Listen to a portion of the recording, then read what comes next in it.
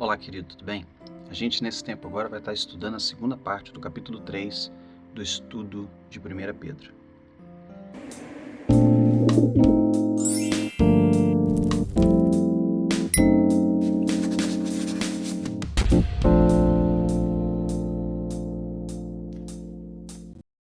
Pedro, quando falou a respeito desse trecho, ele, em primeiro momento, trabalhou com a questão do matrimônio, especificamente o relacionamento homem e mulher, e depois ele explicou a respeito de valores e princípios gerais a todos, para a igreja como um todo.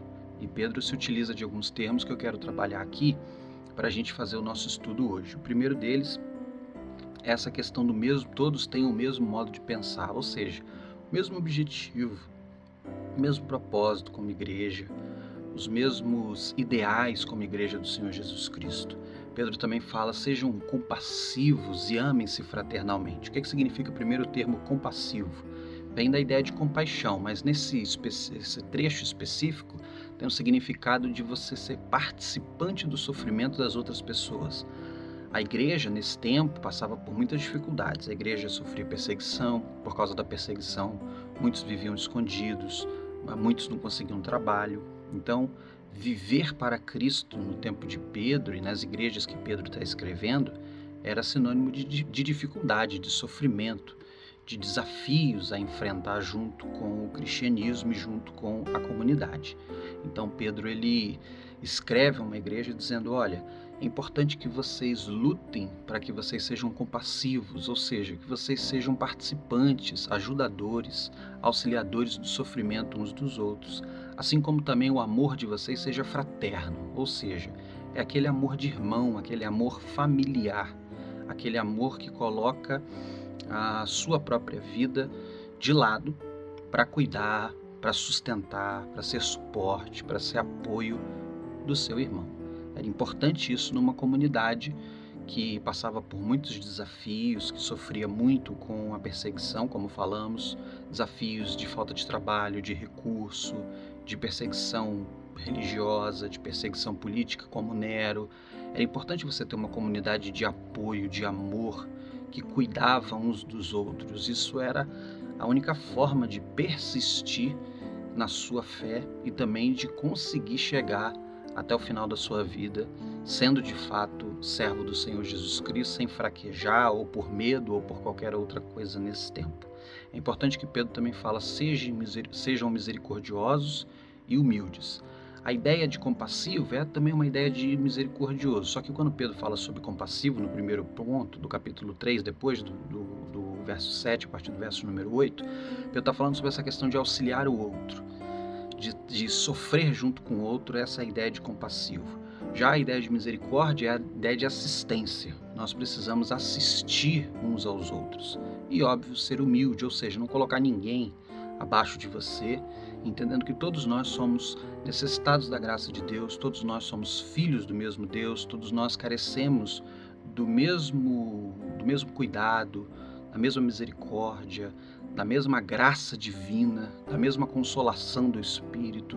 Todos nós, independente das funções dentro de uma comunidade, independente dos títulos que tenhamos, independente do status social que também tinha nessa sociedade, independente disso, todos nós somos iguais nessa comunidade que tem Cristo como o firme fundamento, que é obviamente o cabeça dessa igreja. E Paulo vai falar um pouquinho sobre isso também no final. Paulo vai falar, em todos os momentos que vocês estiverem passando por questões difíceis, sendo perseguidos, sendo humilhados, de todas as formas, bendigam. Ou seja, não tratem, não paguem o mal com o mal, paguem o mal com o bem, porque esse é o dever do cristão, testemunhar de Cristo também nas adversidades.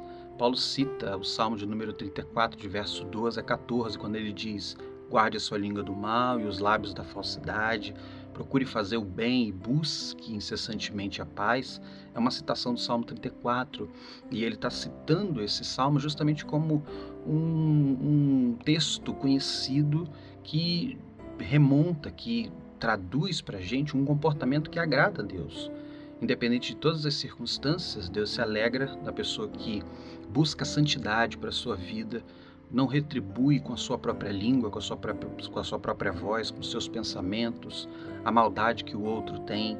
Pelo contrário, usa a sua vida, a sua voz, a sua boca, os seus bens, o seu corpo para a proclamação do reino de Deus. E é isso que ele vai dizer, olha, santifiquem-se a Cristo em vossos corações. E o que isso significa? O comentário bíblico Broadman diz que isso pode ser traduzido da seguinte maneira: separai o vosso coração com Cristo, o Salvador de vocês. Essa é a frase, esse é o significado desse santificar é Cristo. Coloquem Cristo como o Senhor da vida de vocês e estejam prontos para responder às pessoas a razão da esperança que há em vós.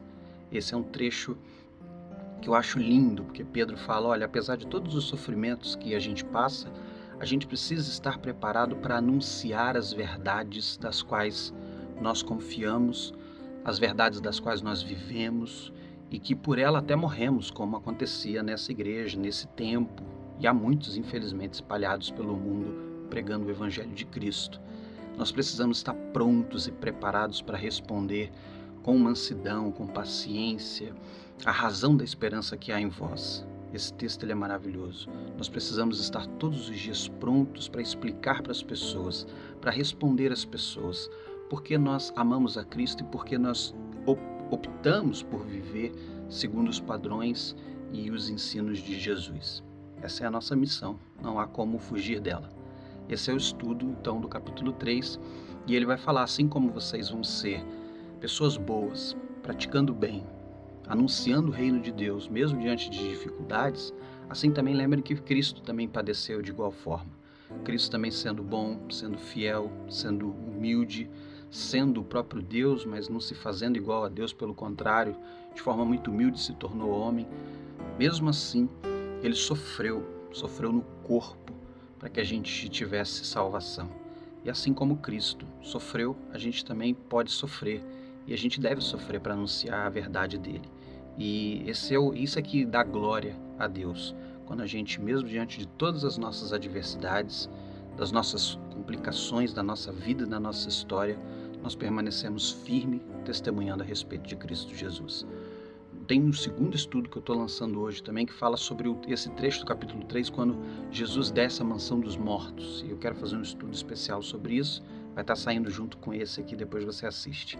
Deus abençoe sua vida, compartilhe esse estudo e que ele seja uma grande bênção para edificar a sua vida e que você lembre que Jesus nos chama e nos convida a testemunhar e a viver fazendo o bem, não o mal. Não pagando o mal pelo mal, pelo contrário, pagando o mal com o bem, testemunhando sempre da verdade do Evangelho.